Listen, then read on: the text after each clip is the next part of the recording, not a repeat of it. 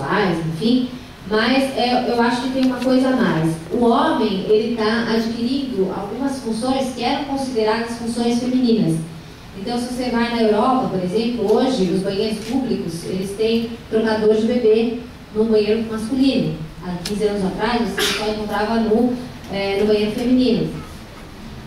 Todos os atores hoje famosos, Brad Pitt, Tom Cruise, aparecem na mídia com uma prole de uma família inteira, bebês, enfim, e é uma nova imagem do homem, realmente. Então existe todo um novo caminho de propor novos acessórios, novas roupas, novos produtos, novos serviços para esse novo homem que na verdade está dialogando também com o novo momento da mulher. A mulher durante muito tempo lutou por uma igualdade, esquema dos sutiãs, passou por um processo onde ela tinha que absorver toda uma cultura masculina, e hoje eu acho que ela entrou num equilíbrio um pouquinho maior, e hoje você vê mulheres em posições políticas, em cada vez mais em cargos importantes de empresas, e isso tende a crescer. Isso vem em contraposição a um novo comportamento do homem.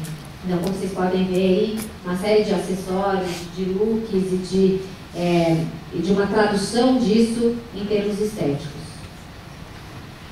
Bom, aqui eu trouxe uma série de sites, né, como vocês, a maioria são estudantes de moda, sites onde vocês podem pesquisar um pouquinho sobre a história do hunting, onde vocês podem ver algumas coisas de tendências, alguns blogs, enfim, algumas coisas interessantes. Quem quiser, depois eu posso também passar via e-mail. Aqui